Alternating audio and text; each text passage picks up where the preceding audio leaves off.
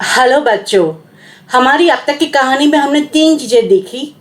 द्रोणा और द्रुपद की पक्की दोस्ती, द्रोणा की गरीब परिस्थिति और द्रुपद का द्रोणा को अपमानित करना। चलिए आगे बढ़ते हैं। द्रोणा कुरुओं की राजधानी हस्तिनापुर जाते हैं और वहाँ पे कृपी के जुड़वा भाई कृपाचार्य के यहाँ रुकते हैं।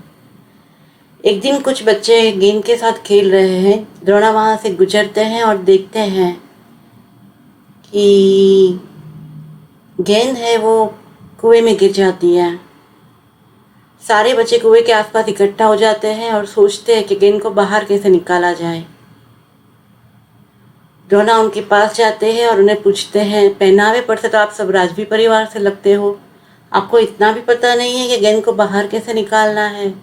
आपके गुरु ने आपको तीरंदाजी के बारे में कुछ भी नहीं सिखाया क्या? बच्चों के पास कोई जवाब नहीं था।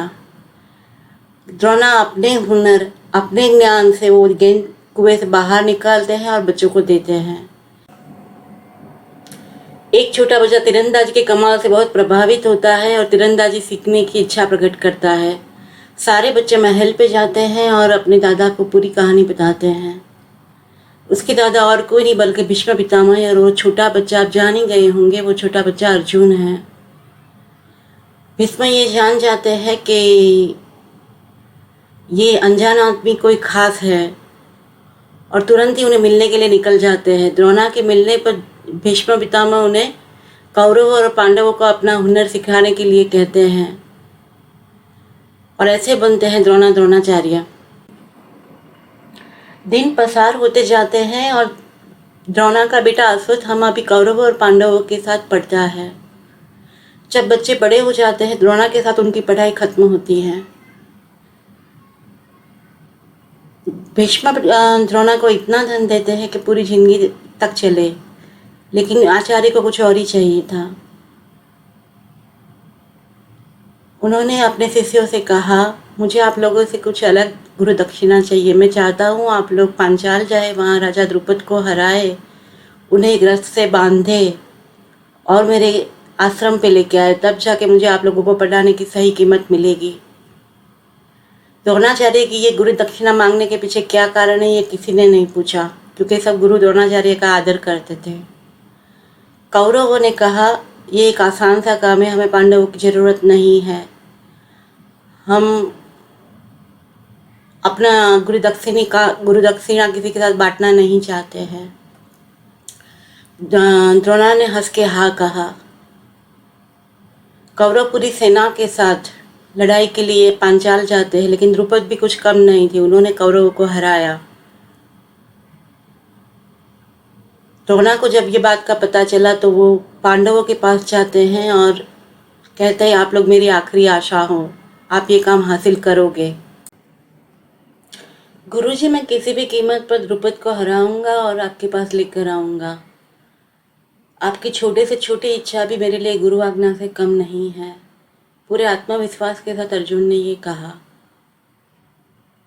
5 पांडव द्रुपद पे भारी पड़ते हैं और द्रुपद उनके सामने टिक नहीं पाते हैं। आखिर में अर्जुन द्रुपद को रथ के साथ बांधकर द्रोणाचार्य के पास लाता है। द्रोणा अपने शिष्यों का आभार प्रकट करते हुए कहते हैं, आप लोगों का काम यहाँ खत्म हुआ, अब आप जा सकते हैं।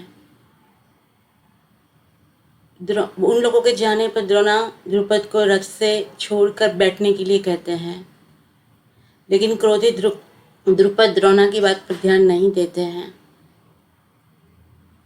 द्रोणा द्रुपद से कहते हैं, क्योंकि अब कहने की बारी उनकी थी, मेरे शिष्यों से अपना राज्य हारने के बाद तुम मेरे कहने पर बैठोगे नहीं। हम दोनों की परिस्थिति में असमानता होने के बावजूद मैं तुम्हारा आदर करता हूँ। मैं तुम्हारे साथ ऐसा व्यवहार बिल्कुल नहीं करूँगा जैसा तुमने मेरे साथ किया था। पांचाल राज्य को मैं 2 भागों में विभाजित करता हूँ। एक भाग और अपनी राजधानी हरिश्चंद्र वापस ले सकते हैं, दूसरा भाग मैं रख रहा हूँ और कंपिल्या को अपनी राजधानी घोषित करता हूँ। अब एक राजा की तरह आप मेरे रथ में बैठकर वापस जा सकते हैं।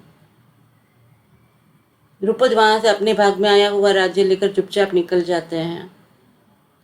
द्रुपद के साथ जैसा व्यवहार किया गया था उनसे वो बहुत क्रोधित थे।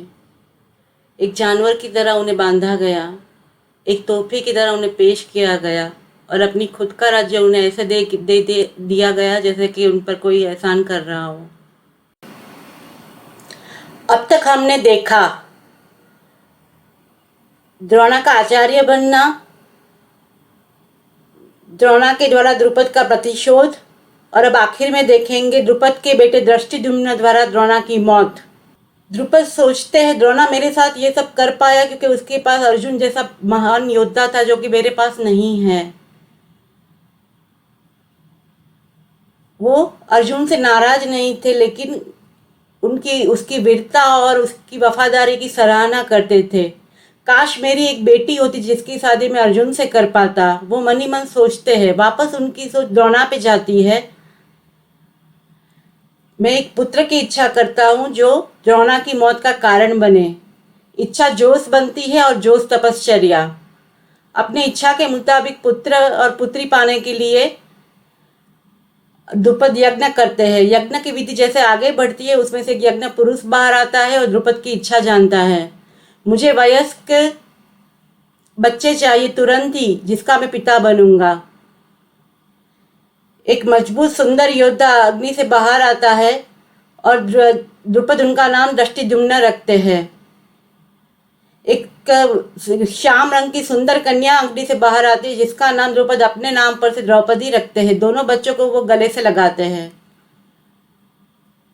महाभारत की कथा में आगे जाते हुए अर्जुन की शादी द्रौपदी से होती है और महाभारत के युद्ध के 15वें दिन पे द्रुपद के बेटे दृष्टिद्युम्न द्वारा द्रोणा की मौत होती है। एक नाजुक सी दोस्ती जो आश्रम के शांत वातावरण में शुरू हुई थी उसकी इतना भयानक अंत आता है। बजा है तो बस इतनी के सत्ता के साथ अहंकार आता है। द्रोणा ने अपने स्वार्थ के लिए, अपने प्रतिशोध के लिए कौरव और पांडवों को पढ़ाया जो एक गुरु के लिए, एक आचार्य के लिए कभी भी ठीक नहीं था। तो बच्चों यहाँ पे हमारी कहानी खत्म होती है। Stay tune. Thank you.